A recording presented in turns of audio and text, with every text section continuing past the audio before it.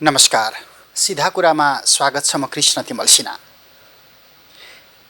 आजको यो बसाइमा हामी नेपाल कम्युनिस्ट पार्टी नेकपा पछिल्लो कालखण्डमा तत्कालीन दुईवटा ठुला कम्युनिस्ट पार्टीहरू नेपाल कम्युनिस्ट पार्टी एमाले, नेपाल कम्युनिस्ट पार्टी माओवादी केन्द्रका बीचमा पार्टी एकता भइसके पछाडि समग्रतामा कमजोर बनेको विश्वको कम्युनिस्ट आन्दोलनलाई एउटा नयाँ सन्देश दिने प्रयत्न जुन तहबाट, जुन प्रतिबद्धताका साथ नेकपाका दुई धारका दुई नेताले गरेका थिए, त्यो कम्युनिस्ट पार्टीमा अहिले देखिएको विवाद, अहिले आएको विचलन, अहिले देखिएको विभाजन अनि अहिले कम्युनिस्ट क्रान्ति जुन विशेष गरी नेपालको सन्दर्भमा कम्युनिस्ट राजनीतिमा आइपरेको सङ्कटमा बढी केन्द्रित भएर यो सङ्कटको समयमा दोस्रो पुस्ताका कम्युनिस्ट नेताहरूको, युवा नेताहरूको भूमिका किन देखिराखेको छैन?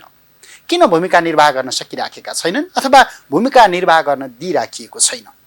यो प्रश्नमा आज हामी बढी केन्द्रित रहनेछौँ। कुनै गुटगत आरोप प्रत्यारोप भन्दा बढी समग्रतामा कम्युनिस्ट आन्दोलनको सन्दर्भमा संवादका लागि नेपाल कम्युनिस्ट पार्टी नेकपाका युवा नेता गणेश मानपुन हामीसँग हुनुहुन्छ। स्वागत छ यहाँलाई। धन्यवाद। आज अलिकति व्यवसायमा धेरै नेताहरू आउनुभयो। आफ्नो गुटगत राजनीतिको प्रक्षेपोषण गर्ने, आफ्नो गुटगत नेताहरूको प्रक्षेपोषण गर्ने भन्दा बाहेक संवाद केही पनि भएन। तपाईँसँग अलिक फरक ढङ्गबाट अहिलेको नेकपाभित्रको विवाद र विभाजनको सत्य के हो र भ्रम के हो? प्रश्न त निकै महत्त्वपूर्ण पनि, अलिकति भेग पनि राख्नुभयो। धन्यवाद। यसमा के हो भने खास गरी कम्युनिस्ट आन्दोलन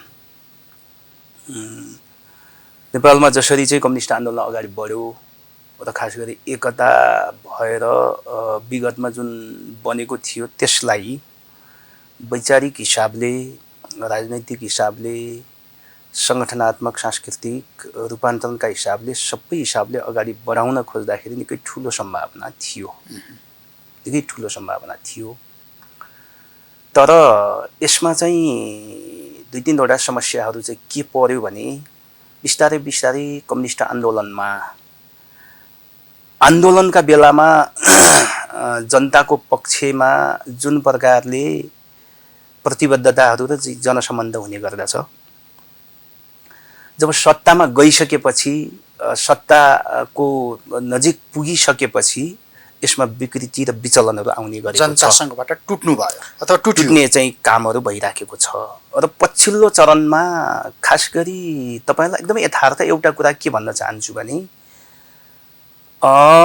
नेपालको जनयुद्ध, जनआन्दोलन, मधेस, जनजाति, दलित महिलाहरूको अथवा विभिन्न स्टेक होल्डरहरूको आन्दोलनबाट जे परिकल्पना गरिएको थियो, खास गरी नेपाल अब नयाँ ठाउँमा जान्छ भनेर भनिएको थियो, यसको चाहिँ राष्ट्रिय लक्ष्य, राष्ट्रिय अर्थतन्त्र, नेपाल धेरै माथि जान्छ अथवा परिवर्तनको स्वाद जनतासम्म र ग्राउन्डसम्म पुग्छ भन्ने जुन सम्भावना थियो नि, र त्यही अनुसारको सङ्घीयता, समाजवाद, होइन, चाहिँ राज्यको पुनर्संरचना, यी सबै कुराहरू चाहिँ जो कुरा समाजवादको आधार तयार गर्ने कुरा, जनतालाई डेलिभर गर्ने कुरा, जो कुरा गरिएको थियो, संविधानले एक हदसम्म, संविधान पनि पूर्ण छैन, कयौँ कुराहरू चाहिँ जनताका आवाजहरू समेटिन सकेका छैनन्। हेर्नुहोस् है, त्यसलाई चाहिँ अझ पूर्णता दिने सहितका कुराहरू थिए। शासकीय स्वरूपमा चाहिँ अलिकति कम छ, त्यसलाई अझ चाहिँ शासकीय स्वरूपमा अझ जस्तो म त के पनि भन्न चाहन्छु भने त्यति बेला संविधान बन्दाखेरि नोट अफ डिसेन्ट, होइन, जनताद्वारा प्रत्यक्ष निर्वाचित शासकीय कार्यकारी चाहिँ हुनुपर्छ। शासकीय स्वरूप अरूभन्दा अलिकति राम्रो त बनाइएको छ, तैपनि बिचैमा यो चाहिँ एउटा कथित संसदीय प्रचलन या भन्दै चाहिँ समस्या आउन सक्छ भनेर चाहिँ थियो। हामीसँग नोट अफ डिसेन्ट नै छ क्या त्यसको, होइन। तर आज नभन्दै ठ्याक्कै त्यो कुरा हुन गयो, आज भोग्यो। र मैले यथार्थ, तपाईँले भनेको यथार्थ म के भन्न चाहन्छु भन्नुहुन्छ भने अब कमरेड ओली जस्तो, ओलीको एउटा विचारका हिसाबले, सबै हिसाबले सङ्घीयतामा उहाँ धेरै सहमत हुनुहुन्न। गणतन्त्रको बारेमा पनि धेरै उहाँले धेरै पटक बैलगाडा आदि भन्छन्, म त्यो नदोहोर्याउँ हैन। तर जे होस् उहाँ गणतन्त्रमा पनि धेरै सहमत नभएको, कुनै अब व्यक्तिको एकजना आत्माले नेता के भन्छ भन्ने कुरा हामीले प्रयोग गर्न बुझ्न सकेनौँ अथवा विचारको वास्तविकतामा हामी जान सकेनौँ, विचारको भ्रममा हामी लतपतियौँ। म अझ भन्दैछु, तपाईँले भनेको कुरा पनि प्रश्न छ। मैले के भन्दैछु, के भन्न चाहिँ चाहँदैछु यसमा भन्नुहुन्छ भने कमरे ओली जस्तो अलिकति यथास्थिति र एउटा पुरानै र एउटा संसदीय राजनीतिको चाहिँ गोलचक्करमा अथवा पुरानै यथास्थितिको नेतृत्व गर्ने विचार भएको नेता र सङ्घीयता को एउटा सुदृढ सङ्घीयताद्वारा चाहिँ नेपाललाई नयाँ बनाउने र समाजवादको आधार बनाउने, समाजवाद उन्मुख अर्थ व्यवस्था समाज निर्माण गर्ने संविधान बीचको कार्यदिशाकै बीचमा चाहिँ राष्ट्रको चाहिँ एकदमै ठुलो अन्तर्विरोध पैदा भयो।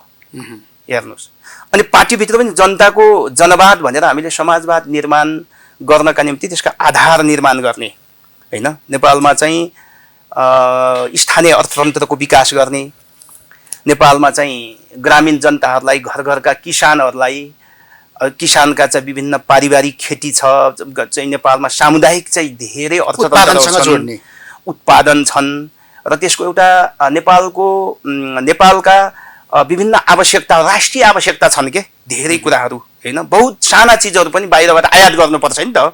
त्यस्तो चाहिँ पूर्ति गर्ने गरी चाहिँ हामीले त्यो निर्माण गर्ने गरी अथवा भनौँ यसलाई चाहिँ हामीले एउटा सूत्रमा भनेका छौँ समाजवाद उन्मुख जनताको जनवाद भनेर जुन एउटा कार्यदिशा बनाइयो।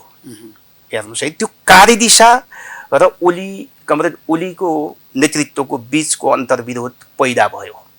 मैले यही तपाईँलाई रोकेँ, जस्तो यदि हो भने तपाईँहरूले भनिराखेको सामन्तवाद विरोधी त्यो क्रान्तिलाई किन लगेर समर्पण गर्नुभयो? तपाईँहरूमा विचारको भ्रम थियो? होइन, भ्रमको कुरा होइन। आजको दिनमा त समीक्षा गर्नुपर्ने कालखण्डमा तपाईँहरू हुनुहुन्छ नि। यसो के हो भने कताको तिलको कुरा गरिराख्नु भएको छ, कताको पहाडको कुरा गरिराख्नु भएको छ तपाईँहरू।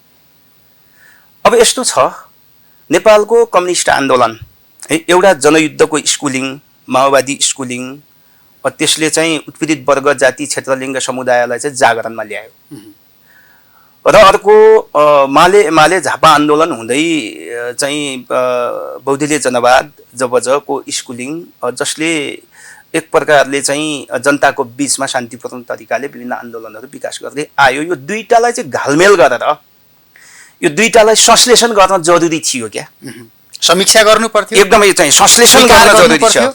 त्यसलाई चाहिँ त्यसमा चाहिँ विभिन्न प्रकारका राम्रा कुराहरू नेपालको चाहिँ परिवर्तनका लागि अथवा कम्युनिस्ट आन्दोलनलाई नै चाहिँ विश्वमा अहिले चाहिँ जो विश्वमा अघि तपाईँले अलिकति पनि भन्नुभएको थियो, विश्वमै अलिकति प्रतिरक्षात्मक भएको जस्तो कम्युनिस्ट आन्दोलनलाई यो शताब्दीमा नेपालबाट एउटा ठुलो सन्देश दिन सक्ने सम्भावना दिइ पनि सकेको हो केही।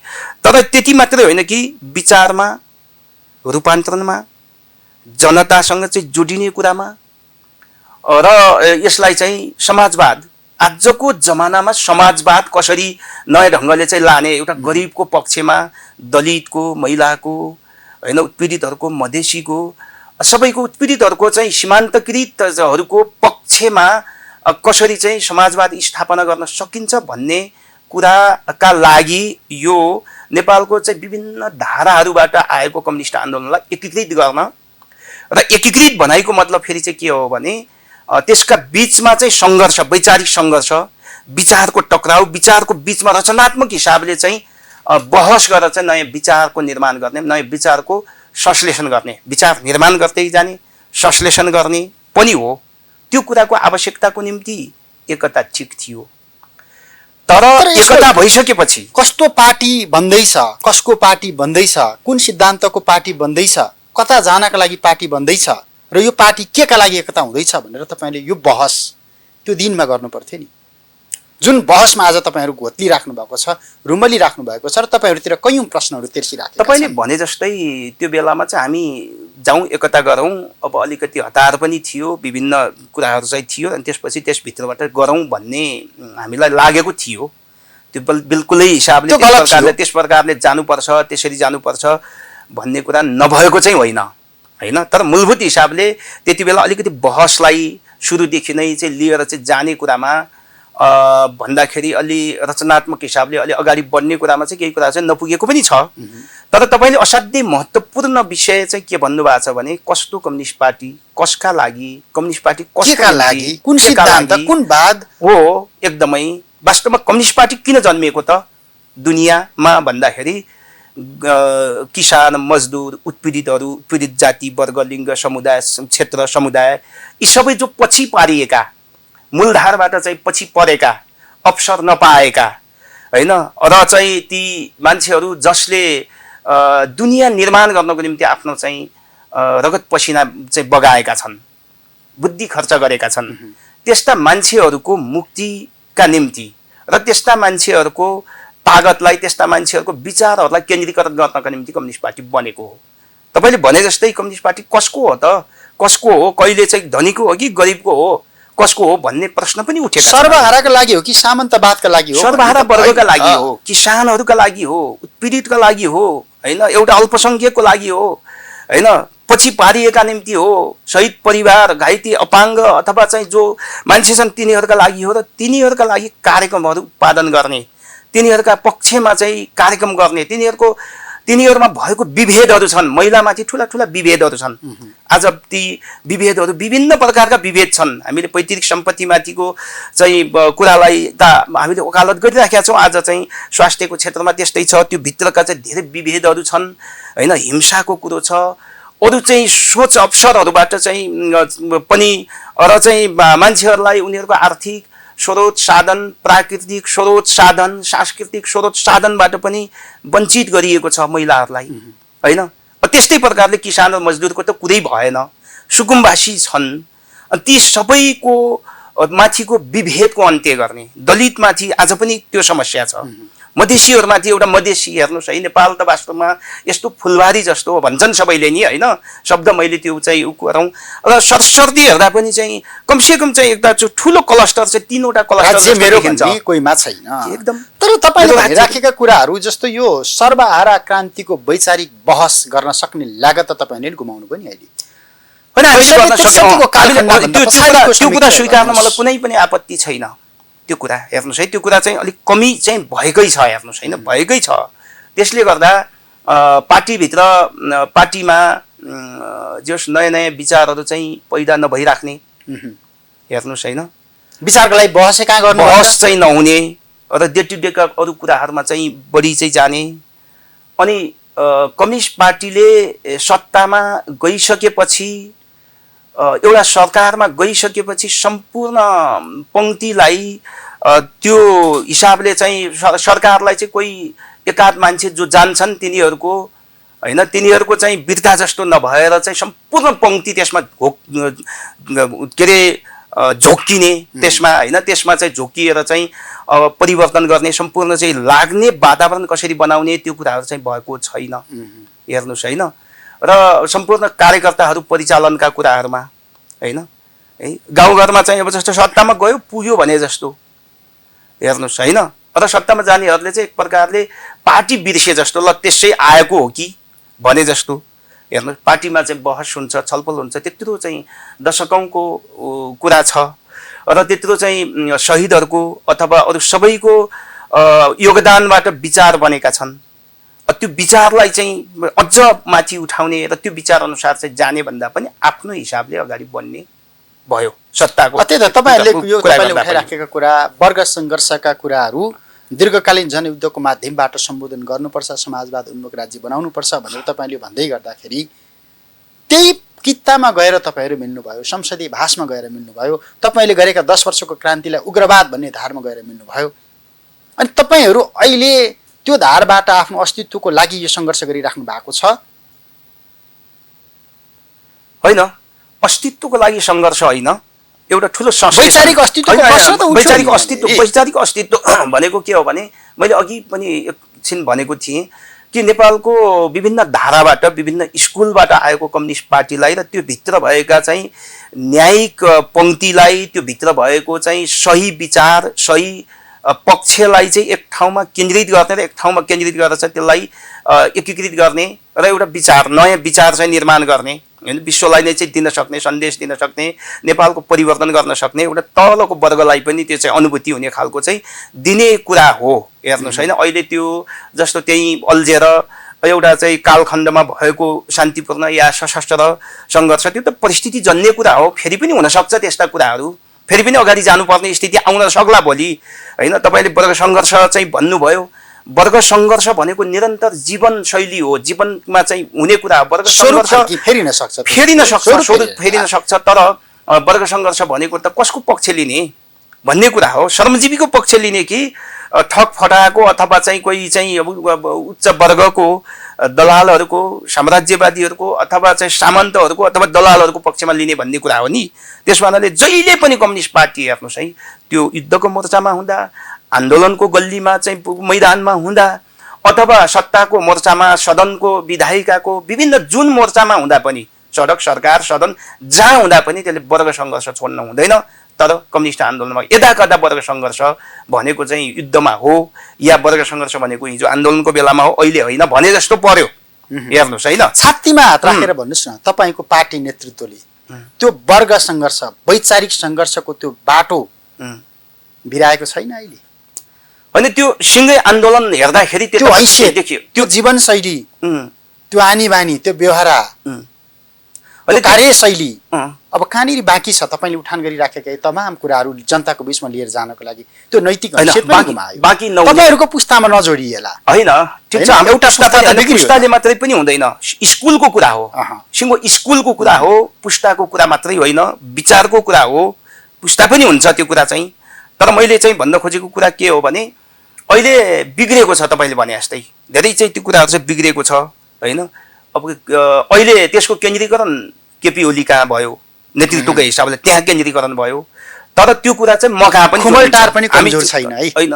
हिजै कुनै कुनै टारमा जहाँ होला चाहिँ एबिसिडी त्यो कुरा चाहिँ भन्दा पनि आन्दोलन तपाईँको जस्तो हिजो तपाईँहरूले गरेको आम हडतालमा आम जनताले तपाईँहरूको आम हडतालमा ऐक्यबद्धता जनाए, गाडी रोके, मजदुरहरूले बरु घाँस काटे, पैदल गए, तर तपाईँको अध्यक्ष त्यो ढङ्गको सुरक्षाका साथ, तपाईँको नेता त्यो ढङ्गको सुरक्षाका साथ त्यो ढङ्गले आम हडतालको दिन त्यो कार्यक्रम स्थलमा जाँदा बिर्सिएको त हो नि, यथार्थता बिर्सिएको होइन र? होइन, त्यो प्रश्न उठ्यो नि त, प्रश्न उठ्यो होइन। प्रश्न यसरी पनि गर्न सकिएला कि होइन, पैदल हिँडेर एक ठाउँ गए भए पनि हुन्थ्यो भन्ने त भन्न सकिएला कि। तर अब लिडरसिपले विभिन्न ठाउँमा ऐक्यबद्धता जनाउने, अब विभिन्न ठाउँमा पुग्ने, विभिन्न ठाउँमा सम्बोधन गर्ने हुँदाखेरि अब त्यो अलिकति विशिष्ट पनि हुन्छन् केही कुराहरू। अब शैलीगत हिसाबले कतिपय कुरा ख्याल गर्नुपर्ने पनि होला होइन, त्यो पनि होला। तर के हो त भन्नुहुन्छ भने एक ठाउँमा मात्रै नभएर विभिन्न ठाउँको कार्यकर्ताहरूलाई चाहिँ उत्साहित गर्ने नेतृत्व लेभलले होइन त्यो कुरा चाहिँ गर्ने हुँदाखेरिको कुरा होला। अब त्यो कुरा त एउटा सानो कुरा भयो कि, तर मैले भन्न खोजेको कुरा के हो भने समग्र हिसाबले कम्युनिस्ट आन्दोलनभित्र यी समस्याहरू वर्ग सङ्घर्ष छोडियो कि भने जस्तो परेको छ। तर अहिले सकारात्मक कुरा के हो त भने वर्ग सङ्घर्ष छोड्नु हुँदैन भनेर पनि फेरि सुरु भएको छ र सङ्घीयता बिर्स्यो कि होइन? तीन तहको सरकार बनायो अनि सङ्घीयता पुग्यो भने जस्तो त होइन होइन। सङ्घीयता त के हो भने हिमालको राज्यमा, हिमाली जिल्लाको गाउँपालिका या नगरपालिकामा होइन कुन प्रकारका कर्मचारी चाहिन्छन्, त्यहाँको लागि जडीबुटीको कर्मचारी चाहिएला होइन। अब मधेसको लागि अर्को कुनै माछा पालनको अथवा अर्को कुनैको कर्मचारी कृषिको चाहिएला, कृषिको पनि फरक चाहिएला। हेर्नुहोस् होइन, कुनै ठाउँमा अर्कै चाहिएला, त्यसमा त्यो अनुसारको कर्मचारी व्यवस्थापन गर्नुपर्छ, त्यो अनुसारको ठाउँमा चाहिँ ती सबै कुराहरू पुग्नुपर्छ भन्ने कुरा होला। र चाहिँ 753वटा गाउँपालिका, नगरपालिका, महानगरपालिका बनाउनुको मतलब त तिनीहरूको आफ्नो आफ्नै विशेषता छ, आफ्नो क्लस्टर छन्, त्यो क्लस्टर अनुसारको योजना बनाएर जानु पर्ला होइन। स्वास्थ्य, शिक्षा र चाहिँ कृषि जस्ता चिजलाई चाहिँ स्थानीय तहले पुरै घरमा चाहिँ परिचालन गर्ने। जस्तो कि अहिले एउटा ठुलो कृषिमा चाहिँ विश्वमा हेर्नुहोस् चाइनाबाट बहस सुरु भएर एफएओले चाहिँ आफ्नो कार्यक्रममा राखेर फ्यामिली फार्मिङ होइन, कृषि के अरे पारिवारिक खेती हुँदै त्यसलाई चाहिँ पुरै चाहिँ व्यापक रूपमा चाहिँ लाने खाद्य सम्प्रभुता सबै मान्छेले खान आफ्नै इच्छा आफ्नै संस्कृति आफ्नै अनुसार चाहिँ खान पाउनुपर्छ र आत्मनिर्भर हुनुपर्छ। सबै मान्छे त्यसरी आत्मनिर्भर हुनुपर्छ र त्यसपछि गएर चाहिँ त्यसलाई चाहिँ फेरि व्यवसायीकरणको सँगै गएर त्यसलाई सामूहिक गर्नुपर्छ, व्यवसायीकरण गर्नुपर्छ, अलि अगाडि जानुपर्छ होइन, यो गर्नुपर्छ भन्ने जस्ता कुरा छन् नि। यस्ता कुराहरू चाहिँ होला, हेर्नुहोस् होइन, त्यो कुरा होलान्। अनि त्यस्तै प्रकारले जस्तो सार्वजनिक शिक्षा, अहिले सार्वजनिक शिक्षा बिग्रेको छ। भलै तपाईँले भन्नु होला, तपाईँले प्रश्न सोध्नु होला, म आफै भनिहालौँ कि हाम्रो कम्युनिस्ट पार्टीभित्र जस्तो सार्वजनिक शिक्षाको सुधारका निम्ति स्पष्ट रूपले हामी एकदमै ग्रामीण लेभलमा चाहिँ जान सकेका छैनौँ। अलिकति यो गरियो होइन, त्यो चरण आन्दोलनको चरणमा एउटा थियो। तर अहिले आन्दोलनकै चरणमा पनि शैक्षिक सुधार, सार्वजनिक शिक्षाको सुधारकोतिर भन्दा पनि कैयौँ हामी मध्येकै कैयौँ मान्छेहरू निजी क्षेत्रमा होइन, बोर्डिङहरूमा, निजी बोर्डिङहरूमा आदिमा चाहिँ अब आकर्षण जस्तो अथवा त्यता पढाउने लगानी गर्ने, पढ्ने पढाउने त भइ नै हाल्यो, चाहिँ लगानी गर्नेसम्मको चाहिँ स्थिति छ। तर चाहिँ हुनुपर्ने के हो भने तलसम्म त्यो सबै होइन सार्वजनिक शिक्षाको सुधार गर्ने। हेर्नु है, सार्वजनिक शिक्षामा नेतृत्व पुगेको छैन। व्यवस्थापन समितिलाई चाहिँ राम्रो किसिमले त्यो व्यवस्थापन समितिको नेतृत्व स्थापित गर्ने, शिक्षक नियमन गर्ने होइन, त्यहाँका चाहिँ पाठ्यक्रमहरू स्थानीय चाहिँ अनुसारको पाठ्यक्रम र स्थानीय स्थिति अनुसारको विद्यार्थीलाई एउटा चाहिँ साँच्चै एउटा नयाँ मान्छे, एउटा चाहिँ खोजमूलक मान्छे, प्रश्नसहितको जिउँदो मान्छे निर्माण गर्ने, जिज्ञासु मान्छे निर्माण गर्ने। तर अहिले पनि त्यही घोकाउने शिक्षा छ। स्वास्थ्यमा त्यही छ, स्वास्थ्यमा त्यही छ। त्यसकारणले त्यो कुरा गर्नेतर्फ हेर्नुहोस्, अब यो तपाईँको चाहिँ नि सङ्घीयता लागू गर्दा, समाजवाद लागू गर्दा, समाजवादको आधार निर्माण गर्दा यी कुराहरू हुन्। हेर्नुहोस्, तर गर्न सकिएन। त्यो कुरा छ, त्यो कुरातर्फ अलिकति हाम्रो पुगेन भन्ने हो। हाम्रो बहस चाहिँ त्यहाँ पुगिरहेको छैन, त्यता जाने कुराहरूमा। हेर्नुहोस् होइन, अहिले राज्यको नेतृत्वमा पनि त्यो कुरा पुगेन होइन, पार्टीमा पनि त्यो बहस भएन। त्यो बहस हुनुपर्छ, त्यता जानुपर्छ। अब हेर्नुहोस्, समाजवादको निर्माणको कुरा गर्दा म तपाईँलाई यो कुरा पनि राखिहालौँ। समाजवादको कुरा गर्दा हामीले किताबमा पढिएका कहाँ समाजवादका कुरा गर्छौँ, व्यवहारिक समाजवाद चाहियो। तर व्यवहारिक समाजवाद हेर्नुहोस् है, नेपालमा समाजवादका धेरै चाहिँ झिल्काहरू, धेरै बिउहरू छन् के ठाउँ ठाउँमा है। तपाईँ चाहिँ हरेक समुदायमा जानुभयो भने सामुदायिक कामहरू छन् त्यहाँ। हेर्नुहोस् है, जस्तो मेरै क्षेत्रमा रुकुम पूर्वको एउटा कर्णाली जस्तो ठाउँको मान्छे, कर्णाली या चाहिँ हिमाली बेल्टमा त्यस्तै छ, त्यसको प्रतिनिधि हो। त्यहाँ चाहिँ के छ भन्नुहुन्छ भने भेडा पालन चाहिँ सामूहिक हिसाबले, सामुदायिक हिसाबले गर्छन्। सामुदायिक सम्पत्ति हुन्छ त्यहाँ। हेर्नुहोस्, सामुदायिक सम्पत्ति हुन्छ, सामुदायिक संस्कार संस्कृति होइन, आफ्नै चालचलन हुन्छ, त्यो सामूहिकतामा आधारित हुन्छ। त्यो कुरा सहित चाहिँ के गर्ने, समाजवादको आधार निर्माण गर्ने, उत्पादन वृद्धि गर्ने। वृद्धि गर्दा के गर्नु पर्यो, सामुदायिक प्रकृतिले एउटा गर्न पर्यो। समुदायले गर्न सक्ने जति, साना साना समूहले गर्न सक्ने जति उनीहरूले गर्न पर्यो होइन। अब उनीहरूले त्यहाँबाट सक्दैनन्, अनि त्यसपछि सहकारी बनाएर चाहिँ जानु पर्यो। सहकारी ढङ्गले, सहकारीले मात्रै पनि सक्दैन, अलिक ठुलो कुराहरू छ, निजी क्षेत्रले कहाँ गर्ने, के गर्ने, अलिक ठुला क्षेत्र, अलिक चाहिँ अलि ठुलो लगानी हुने क्षेत्र होइन, ऊ पनि आउला चाहिँ के अरे एफडिआईको कुरो पनि अब अहिले नकार्न सकेला, अहिले ग्लोबलाइज्ड दुनियाँ छ है। तर सकभर त आफै आत्मनिर्भर हुने, हाम्रै चरित्रको चाहिँ समाजवादको आधार चाहिँ निर्माण गर्ने। हेर्नुहोस् होइन, त्यसपछि गएर एउटा कृषिको, जस्तो उदाहरणको लागि एउटा कृषिको कार्यक्रमको बारेमा, कृषिको बारेमा कुरा गर्दा एउटा एकदमै के तलदेखि बटम टु टप चाहिँ सबै कुराहरू, जस्तो आज कृषिमा डिजिटल प्रविधि पनि चाहिएको छ, त्यो डिजिटल पनि प्रयोग गर्ने। तर कृषिमा डिजिटल प्रविधि प्रयोग नगर्नु होइन कि आज त्यो घर घरको कृषि छोड्नु चाहिँ स्थानीय प्रविधि र सिपलाई विस्थापित गर्नु भएन। स्थानीय सिप प्रविधि त्यसलाई परिष्कृत गर्नु पर्यो। परम्परागत चाहिँ के अरे ज्ञान र प्रविधिहरू प्रशस्त मात्रामा छन् नेपालमा।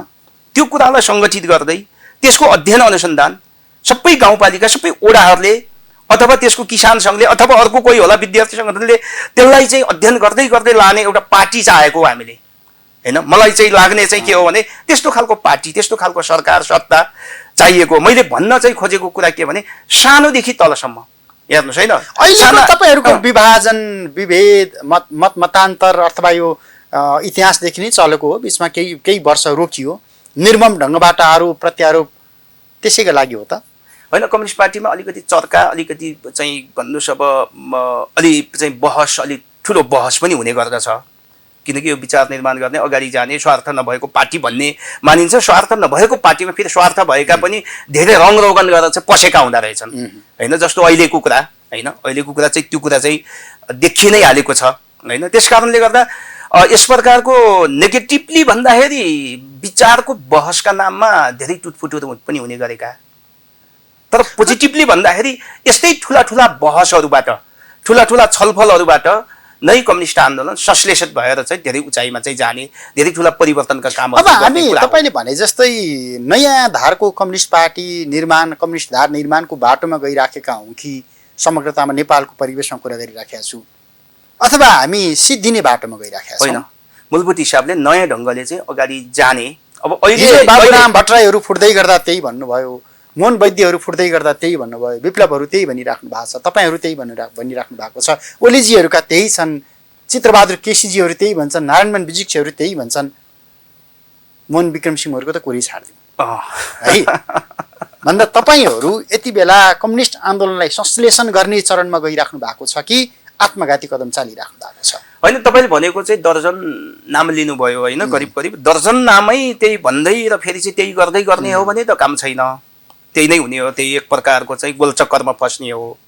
मात्रै फुटेर जाउँ र त्यसले लगाइराखेको स्लिपेज लगाएर म बसौँ त्यो कुरा चाहिँ हुने हो। तर अब त्यो ठाउँमा छैन।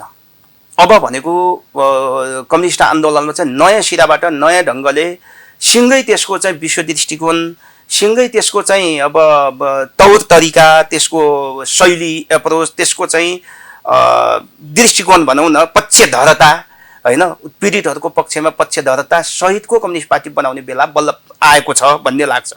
अहिलेको बहस पनि कमी कमजोरी सबैतिर छन्, तर मूलभूत एकदमै संश्लेषणमा हेर्दाखेरि अब ओली कमरेडको नेतृत्वमा भएको धार चाहिँ, त्यो धार चाहिँ यथास्थितितिर ओलीले त बाटै बिराएनन्।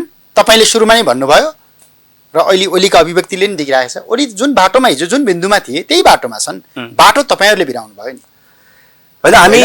होइन, हामीले बाटो बिरायौँ भन्न पनि चाहिँ भएन है। कुरो के त भन्दाखेरि जसले चाहिँ मुद्दा बोकेको हो, के अरे सङ्घीयताको, वर्गीय पक्षधरताको आदि इत्यादि, ती कुराहरूलाई चाहिँ संश्लेषण ओली जस्ता मान्छे लगायतको अरू सबैसँग पनि एउटा घालमेल गरेर त्यसको बिचमा चाहिँ मन्थन गरेर नयाँ ढङ्गले अगाडि जान सकिन्छ भन्ने प्रयास गरेको हो। त्यो प्रयास चाहिँ अब एउटा सङ्घर्षकै क्रममा चाहिँ अगाडि बढिराखेको छ। सलक्कै सोलिड तरिकाले चाहिँ अगाडि जान सकेन।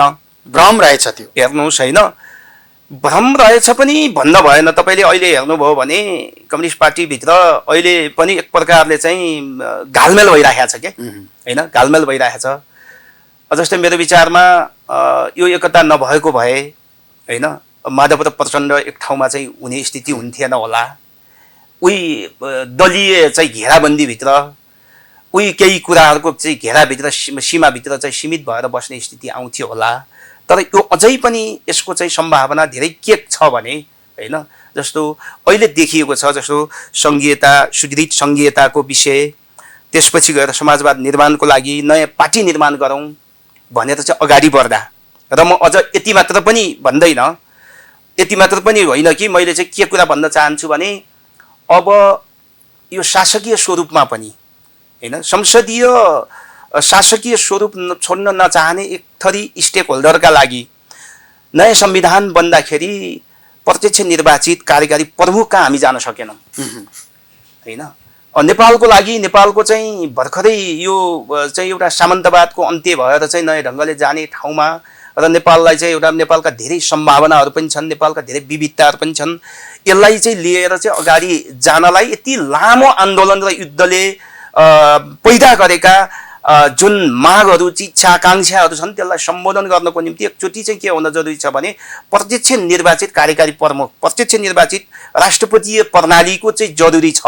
त्यो कुरा हामीले गर्न सकेनौँ। अब चाहिँ के गर्नुपर्छ भने संविधान पुनर्लेखन गरेर हुन्छ कि संविधान को चाहिँ संशोधन गरेर हुन्छ कि, किनकि अरू धेरै सङ्घीयतामा पनि धेरै चिजहरू चाहिँ सच्याउनु छ त्यसमा, त्यो सहितको प्याकेज एउटा चाहिँ प्रत्यक्ष निर्वाचित कार्यकारी प्रमुखको कार्यकारी चाहिँ राष्ट्रपतीय प्रणाली शासकीय स्वरूपमा अनि संघीयतामा चाहिँ संघीयतालाई अझ पुनर्संरचनासहित अझ बलियो बनाउने कुरा, यसलाई सुदृढ गरेर चाहिँ अगाडि चाहिँ जाने कुरा, किन धेरै चाहिँ कमीहरू छन् अहिले चाहिँ संघीयतालाई चाहिँ बदनाम गर्ने कामहरू पनि भइरहेको छ। हामीले समग्रतामा शासन प्रणालीमा सुधार गर्नु एकदम होइन, त्यहाँसम्म पुग्नुपर्छ। त्यहाँसम्म पुगेन भने चाहिँ यो गोलचक्करमा फस्छ। त्यहाँ पुग्ने गरी अब जाने हो भने आज पनि प्रचण्ड माधव कमरेडहरूले चाहिँ नेतृत्व गरेको यो धारका सामु धेरै ठुलो सम्भावना छ, यसको चाहिँ ध्रुवीकरण हुन्छ हैन। त्यो प्रकारले चाहिँ जाने गरी पनि यो ध्रुवीकरण अहिले सुरुवात अलिकति सुरुवात चाहिँ भइराखेको छ। तर मात्र कुरा के हो भने यो नयाँ ढङ्गले सिंगै हिसाबले चाहिँ एउटा प्याकेजमा जान पर्यो। कम्तीमा पनि यो प्याकेज हैन, यो चाहिँ प्रत्यक्ष निर्वाचित कार्यकारी राष्ट्रपतिदेखि शासकीय स्वरूप, यसको चाहिँ संघीयतालाई बलियो बनाउनेदेखि समाजवादलाई चुम्नका निम्ति कमसेकम अहिले नै शिक्षा, स्वास्थ्य र रोजगारीका विषयहरूलाई कमसेकम सरकारको दायित्व बनाएर तुरुन्तै 3 तहका सरकारले यसको जिम्मा लिने गरी हैन, र त्यसपछि गएर चाहिँ राष्ट्रिय औद्योगिकरणतर्फ चाहिँ जाने गरी नयाँ ढङ्गले एउटा राम्रो चाहिँ अध्ययन अनुसन्धान गरेर राष्ट्रिय लक्ष्य निर्माण गरेर चाहिँ अगाडि जाने गरी त्यसको लागि त त्यस प्रकारले जाने हो भने बिहानले दिनभरिको सम्भावनाहरू देखाउँछ भन्छन् नि। पुस 4 गते पार्टीमा यो खालको संसद विघटन भइसके पछाडि जुन खालको एउटा विभाजन देखियो वैचारिक रूपमा नेतृत्वगत तहमा, पुस 4 पछि आजका दिनसम्म यो 45-47 दिनको बिचमा तपाईको पार्टी नेतृत्वले कुनै दस्तावेज निकाल्यो हामी यी चुनौतीहरू सम्बोधनका लागि फरक मत राख्छौँ भनेर? तपाईको पार्टी पंक्तिमा कहिल्यै बहस भयो यसकारण केपी ओली नेतृत्वको सरकार अथवा यो संरचनासँग हाम्रो असन्तुष्टि छ भनेर? कुनै दस्तावेज छ, कुनै सम्बोधनको रेकर्ड छ तपाईसँग? मात्रै तपाईहरू विषभ्रमण गरिराख्नु भएको छ, आरोप लगाइराख्नु भएको छ, भौतिक कारबाही कतिपय स्थानमा त्यो पनि भइराखेको अवस्था छ। एकले अर्कालाई नङ्ग्याउने भन्दा बाहेक जनताले के बुझिराखेका छन्? मात्रै केपी ओलीलाई हटाएर अर्को कुनै मन्त्री प्रधानमन्त्री निर्माणका लागि, केपी ओलीलाई हटाएर कुनै एउटा अध्यक्ष निर्माणका लागि मात्रै विवाद भइराखेको छ, यति बुझ्यो के जनताले? तपाईले भनिराखेका कुरामा बहस कहिले गर्ने, कहिले प्रवेश पाउने? यो बहस हुन्छ। पहिलो कुरा त के हुन्छ भने लाइन चाहिन्छ के, कार्यदिशा र लाइन चाहिन्छ। त्यो कार्यदिशा र लाइनको तहसम्म चाहिँ अहिले प्रचण्ड माधवको जुन नेतृत्व छ त्यो नेतृत्वको कम्युनिस्ट पार्टीमा त्यो कुरा चाहिँ देखिन्छ। हेर्नुहोस् है, ओलीको बारेमा तपाईँले भनि नै सक्नुभयो, उहाँ घोषित हिसाबले नै उहाँ यथास्थितिकै पक्षमा, पछाडि फर्किने पक्षमा, अहिले हेर्दाखेरि एक प्रकारले चाहिँ आफैले कुगरेको हो के अरे उसका हिसाबले चाहिँ मैले भन्दैछु प्रतिगमनको पक्षमा नै उहाँहरू चाहिँ हुनुहुन्छ आज पनि। आजका घोषणा, उहाँहरूका सबै कुराहरू, उहाँहरूका गतिविधिहरू सबै कुराहरू चाहिँ यतापट्टि छन्। तर तपाईँले भनेको के कुरा सही हो भने अब हेर्नुहोस्, अब यो पहिलो कुरा कार्यक्रमिक हिसाबले, वैचारिक हिसाबले यो कुरा स्पष्ट भइसकेपछि, ध्रुवीकरण भइसकेपछि कार्यक्रमिक हिसाबले चाहिँ जान्छ। कार्यक्रमिक हिसाबले यो बहस लिने बेला आउँछ र त्यो बहसको तयारी भइराखेको छ। त्यो बहस अगाडि बढाएर चाहिँ लानुपर्छ। अलिकति ढिला भएको छ अथवा ढिला अलि अगाडि पनि सिंगै कम्युनिस्ट आन्दोलनलाई अलि पहिल्यैबाट पनि हैन, अलिक पहिल्यैबाट 63-64 पछि या चाहिँ 70 पछि या 74 पछि हामीले त्यो खालको बहस र त्यो खालको अलिकति कार्यक्रमिक हिसाबले नै अध्ययन अनुसन्धानका आधारमा लिन सकेनौँ। त्यो हाम्रा सीमा भए हैन, हाम्रा सीमाहरू भए। तर अब त्यो कुरा त्यो सीमा त तपाईको अहिले पनि माधव नेपाल र पुष्पकमल दाहाल प्रचण्डको बीचमा छ नि त? हैन, त्यो सीमाबाट हैन त्यो हैन, स्कुलिङ मात्रै होइन, विचारै फरक भइसकेपछि पहिलो कुरा त भइहाल्यो। विचारमै त्यहाँको त चाहिँ उहाँहरूको चाहिँ यो प्रकारले जानुपर्छ भने मूलभूत हिसाबले बुँदाहरूमा त छ नि त उहाँहरूको। तर कार्यक्रमिक हिसाबले अब यसलाई चाहिँ विकास गरेर चाहिँ लाने, त्यही त म भन्दैछु। त्यही पार्टीको एकजना केन्द्रीय सदस्य म बोल्दैछु हैन। त्यो भित्रको बहस त्यसरी जानुपर्छ, त्यो प्रकारले चाहिँ हामी चाहिँ लिएर चाहिँ जानुपर्छ हामी भन्दैछौँ। त्यस कारणले गर्दा अब यो यस प्रकारले अगाडि जान्छ। अब यसको लागि पनि आलोचना हुनु पर्ला। विगतमा धेरै कटाक्ष भएका छन्। माधव कुमार नेपाल नेतृत्वको सरकार हुँदै गर्दा तपाईँहरू सडकमा हुनुहुन्थ्यो। यसै गरी हिजोका दिनमा हैन, उहाँ बालुवाटारमा हुनुहुन्थ्यो, तपाईँहरू सिंहदरबारको गेटमा धर्ना बस्नु भएको त हो नि त। भन्दा माओवादीले चलाएका हरेक कदमलाई उहाँले उग्रवाद भन्नुभएकै हो। आलोचना गर्नु पर्ला अथवा स्वीकार गर्नु पर्ला अथवा खारेज गर्नु पर्ला।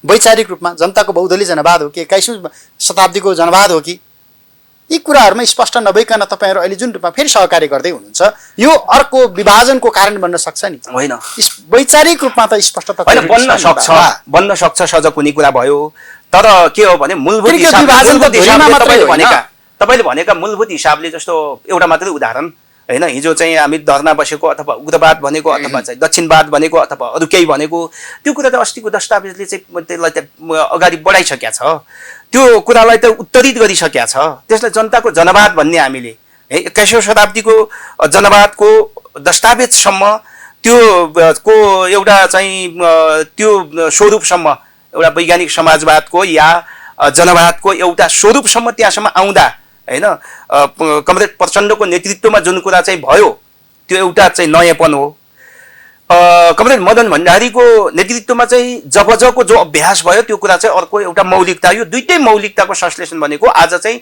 जनताको जनवाद हो यो चाहिँ समाजवादको एउटा अंग हो अहिले पनि एकताको दस्तावेजमा त्यही त छ तपाईहरुको आजका मिटिङसम्म त्यो छ त्यसले महाधिवेशनको हलमा गएर टुङ्ग्याउला अहिले यसैमा जाउँ भनेकै हो क्यारे यो त टुङ्ग्यो नि त मूलभूत हिसाबले अरू बहस हुने अझ यसलाई चाहिँ बहस भनेको फर्केर फेरि चाहिँ हामी त्यहाँ चाहिँ पश्चगमनको कुरा पश्चगमन होइन चाहिँ जबजमा जाउँ या 21औं शताब्दीको जनवादमा जाउँ भने होइन के हैन बहस गरेर चाहिँ अझ चाहिँ नयाँ ढङ्गले हैन अब भनेको अझ बहस कहाँ हो अब हुनुपर्ने भन्नुहुन्छ नि नेपालको आफ्नै विशेषताको समाजवाद कस्तो हुन्छ हैन त्यो चाहिँ सामुदायिक विकास सहितको हुन्छ कि म तपाईलाई प्रसङ्ग सहित एउटा भन्न चाहन्छु मार्क्सको एकदमै जीवनको अन्तिमतिर चाहिँ रसियन एउटा चाहिँ कम्युनिस्ट पार्टीको घोषणापत्र प्रकाशित हुँदै थियो उहाँले भूमिका लेख्दा हैन 48 मा घोषणापत्र लेख्यौँ हामीले दुईजनालाई जिम्मा दिइयो धेरै साथीले जिम्मा त्यसको ओनरशिप लिइसकेको हुनाले स्वामित्व लिइसकेको हुनाले अहिले मैले चाहिँ अहिले चाहिँ फरक के अरे अर्को लेख्न मिल्दैन आज हो भने मैले अर्कै लेख्ने थिएँ तर अब यसमा भन्दै अरु धेरै कुराहरु भन्दै म एउटा प्रसङ्ग मात्र भन्छु रसियाको कुरामा छ रुसको किसान समुदायसँग आज पनि सामुदायिक जमिन छ सामुदायिक सम्पत्तिहरु छन् जुन तपाईले गरिराख्नु भएको छन् तर मार्क्सवाद अथवा पुँजी लेखियो अथवा कम्युनिस्ट पार्टी घोषणा अथवा हामीले मार्क्सवादको अभ्यास यहाँ कहाँ गर्यौं भन्दाखेरि बेलायत जस्तो पश्चिम युरोपमा चाहिँ गर्यौं अलि जो विकास औद्योगिक विकास भइसकेको छ त्यस्तो देशमा यही बेलायतमा भए जस्तै यस्तै प्रकारको बाटो अपनाउने अर्थात चाहिँ त्यहाँ भएको सामूहिकता सामुदायिकता प्राकृतिक सम्पत्ति सामुदायिक सम्पत्ति चाहिँ सद्भाव यो सबै भत्काएर चाहिँ सबै निमित्यान्न पारेर चाहिँ पुँजीवाद लिएर अनि समाजवादमा जाने हो कि या चाहिँ त्यो पुँजीको विकास पनि यता गर्दै गर्ने बुद्धि बौद्धिकता चाहिँ प्रविधिको त्यो विकास पनि यता गर्दै गर्ने अनि त्यो सामुदायिकतालाई पनि बचाउँदै उतापट्टि सिधै जाने हो भन्ने कुराको एउटा चाहिँ बहस छ र त्यसको अध्ययन गर्नुपर्छ भन्दै उहाँले चाहिँ तर अहिले यतिसम्म भन्न सकिन्छ कि शब्द फरक पर्यो होला है तर भाव म भन्दैछु यति चाहिँ भन्न सकिन्छ कि ती कुराहरू अब भावी समाजवाद अथवा भावी कम्युनिस्ट समाजका लागि जस्तो समाजवाद समेतलाई पनि उहाँहरूले कम्युनिस्ट पार्टीको घोषणापत्र या कम्युनिस्ट समाज भनेर भन्नुभयो कम्युनिस्ट समाजको लागि प्रस्थान बिन्दु बन्न सक्छ यति चाहिँ भन्न सकिन्छ भन्नु चाहिँ उहाँले भयो रुसमा क्रान्ति भयो हैन कि चीन जस्तो चाहिँ किसानै किसान भएको देशमा चाहिँ अर्धौपनिवेशिक देशमा चाहिँ अर्धसामन्ती अर्धौपनिवेशिक देशमा चाहिँ क्रान्ति भयो र त्यसपछि नेपालमा पनि अथवा विभिन्न ठाउँहरुमा पनि पार्टीहरु बने तर आज मैले भन्न खोजेको कुरा हामीले भन्ने कुरा भनेको चाहिँ नेपालको समाजवादको विशेषता के हुन्छ एउटा विशेषता यो होला यो प्रश्नमा तपाईले भनिराखेको यो प्रश्नमा केपी शर्मा ओली गलत पुष्पकमल दाहाल प्रचण्ड ठीक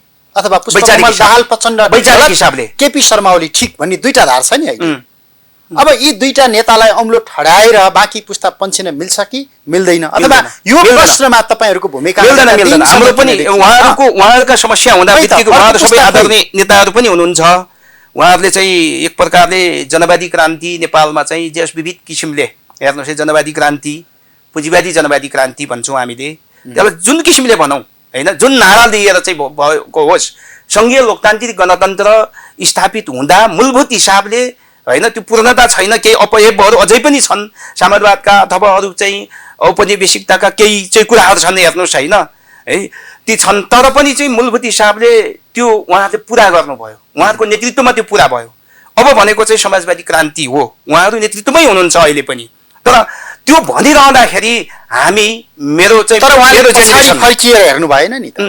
मेरो जेनेरेसन या अरू कसैको अरू मभन्दा तलको जेनेरेसन उम्किन पछि गर्न मिल्दैन क्या, मिल्दैन।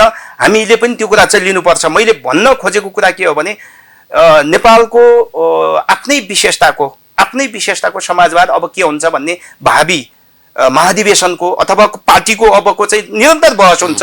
त्यो बहसको अध्ययनको एउटा विषयवस्तु हुनुपर्छ। अर्को कुरा कम्युनिस्ट आन्दोलनमा एउटा कुरा के भयो भने आन्दोलन त गर्यो, निकै ठुला ठुला बलिदानहरू भए, धेरै ठुला बलिदान भए, तर त्यसको शासकीय स्वरूपमा गभर्नेन्समा होइन कसले पाउँछ कसले पाउँदैन, होइन कसले चाहिँ कस कहाँ पुग्छ, को बेनिफिटेड हुन्छ, हामीले लिएको चाहिँ समाजवाद अथवा हामीले लिएको जनवादबाट एउटा दलाल बेनिफिट हुन्छ कि एउटा गरिब किसान बेनिफिट हुन्छ, हामीले भनिरहेको समाजवादबाट हामीले भनिरहेको भन्ने कुरा।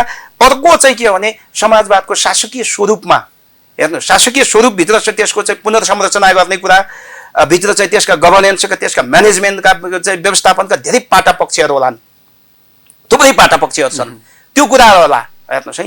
हामीले भन्ने समाजवादभित्र चाहिँ स्थानीय अर्थतन्त्र, नेपालमा स्थानीय अर्थतन्त्रको बहसै भएको छैन। हेर्नुहोस् एकजना साथी एकजना चाहिँ पिएचडी गरिराखेको साथी गाउँ गएर भर्खरै चाहिँ आएर हिजो मसँग भेट भएको थियो।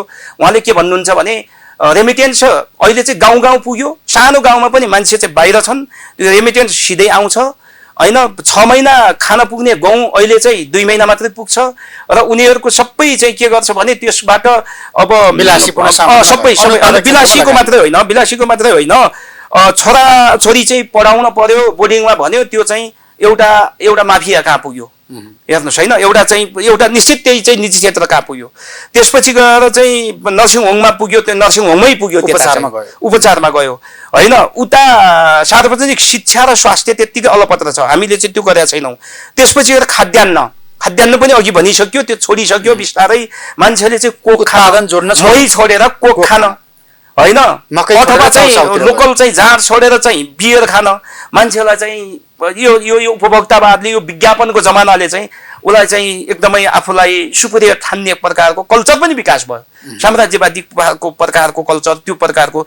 यसले गर्दा गाउँमा चाहिँ एकदमै स्थिति चाहिँ 8-10 वर्षपछि चाहिँ झन् ठुलो चाहिँ गरिबी बढ्ने, झन् ठुलो परनिर्भरता बन्ने, झन् डिजास्टर हुने सम्भावना छ भनेर चाहिँ उहाँ भन्दै हुनुहुन्छ।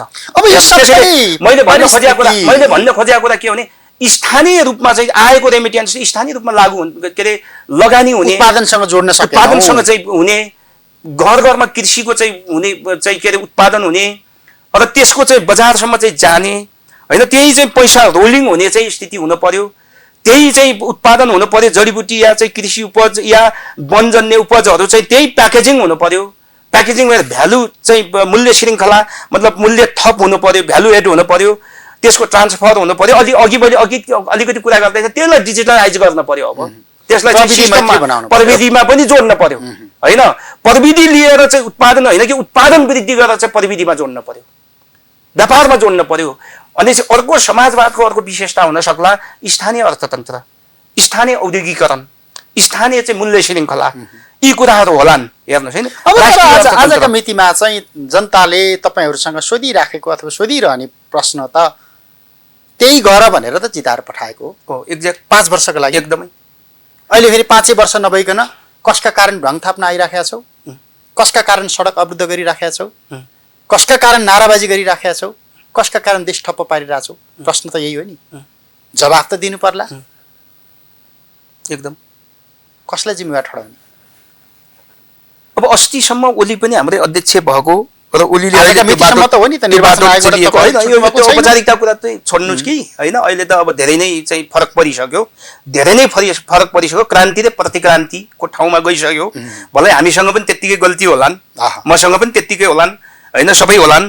तर मैले चाहिँ भनिरहँदा चाहिँ उहाँ नै अध्यक्ष हुनुहुन्थ्यो, त्यस कारणले गर्दा यो कुरा सहित र हामीले चाहिँ बेलैमा चाहिँ त्यसलाई ठड्याउन अलि चाहिँ नयाँ ढङ्गले चिरेर चाहिँ जान, नयाँ ढङ्गले चाहिँ अगाडि बढ्न र त्यसलाई चाहिँ ज्ञानमा आधारित भएर नयाँ विचार निर्माण गर्न, अध्ययन अनुसन्धान गर्न सकिएन। त्यसपछि गएर तपाईँको चाहिँ जनताको लेभलसम्म चाहिँ पुरा अहिले भएका परिवर्तन जति छन् त्यसलाई चाहिँ पुरै जनताको लेभलसम्म जस्तो अघि शासकीय स्वरूपदेखि मसिनो ढङ्गबाट जानै त्यहाँसम्म सकिएन। चाहिँ जान जो सकिएन त्यसको लागि आत्मालोचना गर्न र हामीले चाहिँ यो कुरा चाहिँ पुगेन यहाँनिर चाहिँ समस्या भयो भन्न कुनै लाज छैन। किन यही कुराको लागि यो गर्नको लागि हामीलाई फेरि भोट देऊ भन्ने होइन, भोटको कुरा मात्रै छैन। भोट भने यो त राजनीति भनेको त चुनाव जित्नु र हार्नुमा गएर टुङ्गियो हो। सुन्नु न, भोट भनेको एउटा कम्युनिस्टको लागि एउटा इभेन्ट हो, एउटा क्रियाकलाप हो, एउटा अध्याय त हो, एउटा अध्याय त हो होइन हो, अध्याय हो, एउटा संसदीय राजनीतिक प्रणालीमा पसिसकेपछि हो, एउटा अध्याय तर हो। भोटको कुरा मात्रै होइन, भोट होइन चाहिँ त्यही अनुसार लाग्न पर्यो नि त। पार्टीको संरचना तलदेखि माथिसम्म त्यही बनाउनु पर्यो, त्यही अनुसार जान पर्यो। गल्ती भाषण भने चाहिँ आत्मालोचना गर्न पर्यो होइन, त्यसरी जानु पर्यो। हामी त्यसरी नै जाने चाहिँ सोचेका छौँ। चुनावमा जाने होइन, चुनाव त अहिले चुनावै हुँदैन। यो चुनाव त अहिले त संसद पुनर्स्थापनाको यो संसद जस्तो अहिले यो जुन चाहिँ कु भयो नि, भित्रैबाट कु भयो, भित्रैबाट चाहिँ एक प्रकारको सामन्ती कु भयो, त यो कुलाई सच्याउने र चाहिँ एउटा कोर्स करेक्सन गर्ने र कोर्स करेक्सनलाई यही मात्र चाहिँ नराख्ने, यसलाई चाहिँ भनिराखेको कु हुँदाको मितिसम्म त पुष्पकमल दाहाल प्रचण्ड र केपी शर्मा ओली दुवैले हाँकिराखेका थिए नि। जहाँ दुर्घटनामा परिसके पछाडि ओलीले लगेर दुर्घटनामा पारे, प्रचण्ड चाहिँ यहाँ अछुतो छन्। त्यो भित्र सङ्घर्ष पनि थियो, त्यो भित्र छलफल पनि थियो, त्यो भित्र सङ्घर्ष थियो विगतमा। अब धेरै पटक भित्रको कुरो मात्र होइन, भित्र चाहिँ यो सङ्घर्ष थियो भनिराख्नु मैले चाहिँ पर्दैन। बाहिर आइराखेको थियो, बिचबिचमा आइराखेको थियो होइन, त्यो कुरो चाहिँ भइराखेको थियो। त्यसैले अहिले मैले भन्ने कुरा चाहिँ के हो भने यो कु सच्याउनु पर्यो। हेर्नुहोस् होइन, संविधान चाहिँ संशोधन गर्न पर्यो, संविधान पुनर्लेखन गर्न पर्यो होइन। संविधानलाई चाहिँ यसमा चाहिँ धेरै कुराहरू चाहिँ अरू कुराहरू पनि छन्। एउटा शासकीय स्वरूप सच्याउने कुरा छ, दोस्रो अर्को कुरा चाहिँ के छ भने सङ्घीयतामा कतिपय कुराहरू चाहिँ मिलेका छैनन् हिजो पनि होइन। जस्तो मधेस, जनजाति, दलितहरू, महिलाहरूका अधिकारहरू, कति कुराहरू चाहिँ मिलेका छैनन्। त्यो बिस्तारै पहिला संविधान घोषणा गर्दाखेरि पनि नेताहरूले सहमति के गर्नुभएको छ भने यसलाई चाहिँ सर्वस्वीकार्यता बढाउँदै जाने, संशोधनको माध्यमबाट चाहिँ अझ मिलाउँदै जाने भन्ने कुरा छ होइन। नेपालमा चाहिँ नेपाल एकदमै विविधता, नेपाल किन सङ्घीयता आएको नेपालमा? नेपालमा सङ्घीयता होइन, जरुरी थिएन होइन, एउटा राष्ट्र थियो, सङ्घीयता नत्र किन चाहिएको थियो, केही पनि दिँदैन। एक्ज्याक्ट तपाईँको प्रश्न। सङ्घीयता किन आएको भन्दा सङ्घीय नेपाल चाहिँ एकदमै विविधता छ। नेपालमा तपाईँ चाहिँ एकदम भौगोलिक हिसाबले, जातीय हिसाबले, सांस्कृतिक हिसाबले, सबै हिसाबले, ज्ञानका हिसाबले, सम्पूर्ण हिसाबले विविधता छ। यो विविधताको सम्बोधन गर्नलाई सङ्घीयता जस्तो ठुलो औषधि अरू हुनै सक्दैन थियो। तर यहाँ चाहिँ के भयो भन्दाखेरि यो कोले कराछन्, को चाहिँ मान्छेहरूको आवाज उठिया छ, यो आवाजलाई मत्तर बाँध्नलाई सङ्घीयता लजा भने जस्तो भयो। त्यो राजनीतिक सहमति गरेर यसो गऱ्यौँ भने जस्तो भयो। त्यो बाँकी छन् कैयौँ कुराहरू, कैयौँ मान्छे बस, राष्ट्रिय बस चलेन, राष्ट्रिय बस गरेर चाहिँ अगाडि जाने आदि कुराहरू चाहिँ भएन। त्यसले गर्दा जस्तो पहिलो संविधान सभाले दिएको, अध्ययन गरेको निर्णयमा त्यसले गरेको चाहिँ जस्तो पहिचान र सामर्थ्य, हेर्नुहोस् पहिचान मात्रै पनि भनेको छैन, सामर्थ्य पहिचान दुवैका आधारमा चाहिँ राज्य पुनर्संरचना गर्ने भनेको छ होइन। हामी चाहिँ 7वटा बनाउने कि 11वटा बनाउने, कति बनाउने भन्ने कुरा होइन होइन। विशुद्ध त्योमा चाहिँ बहस केन्द्रित भयो। बहस हुनु चाहिँ के भयो, सङ्ख्यामा भयो। आफ्नो क्लस्टर, एक प्रकारको क्लस्टर मिल्नेहरू चाहिँ एक ठाउँमा राखेर उनीहरूले ठिक ढङ्गले विकास गर्न सक्छन् नि। त्यो क्लस्टरहरू चाहिँ छिन्न भिन्न बनाइयो।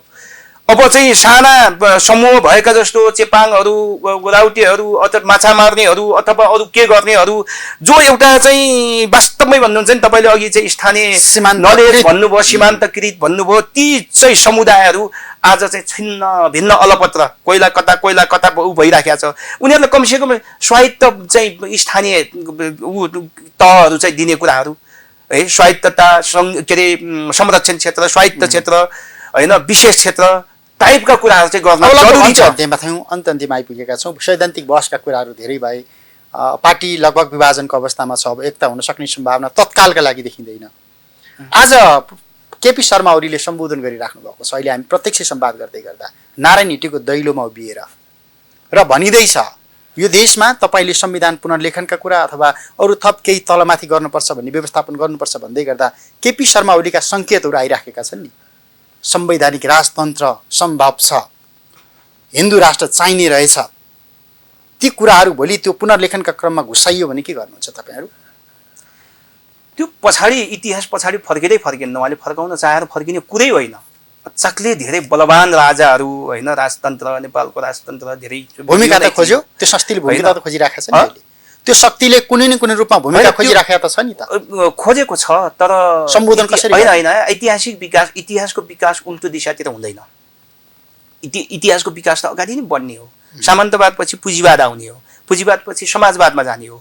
हामी पुँजीवादी क्रान्ति गर्ने सँगसँगै समाजवादै एक प्रकारले चाहिँ त्यसलाई चाहिँ अब छोटो बाटोबाट नयाँ ढङ्गले सँगसँगै, किनकि नेपालको चाहिँ क्रान्ति, नेपालको चाहिँ ऊ पनि सामुदायिकताको कुरो पनि एउटा होला, यी सबै कुराले गर्दा चाहिँ त्यसरी जाने भन्नेमा छौँ। अब फर्केर चाहिँ राजतन्त्र आउने कुरा हुँदैन। तर तपाईँले भनेको कुरा सही के हो भने उहाँहरू त्यो चाहिराख्नु भएको छ। हेर्नुहोस् होइन, कहिले के भन्नुहुन्छ, कहिले चाहिँ धार्मिकताको कुरा हेर्नुहोस्, धार्मिक स्वतन्त्रता, धार्मिक चाहिँ धर्मनिरपेक्षता, राज्यको धर्म हुँदैन भन्ने संविधानमा चाहिँ लेखेको देशको सरकार प्रमुख, कार्यकारी प्रमुखले आज चाहिँ एकदमै एउटा म्यासेज दिने गरी विभिन्न ठाउँहरूमा चाहिँ जाने होइन, चाहिँ कहिले चाहिँ त्यही धार्मिकताको कुरा, विशुद्ध धार्मिकताको कुरा चाहिँ उठाउने होइन, त्यो कुरा गर्ने, यो कुरा चाहिँ गलत छ। त्यो बाटोमा त्यो जनताले त्यता जाँदै जान्न, नेपाली जनता धेरै सचेत भइसके, धेरै अगाडि बढिसके। त्यो कितामा आज उभिएको जनता चाहिँ के त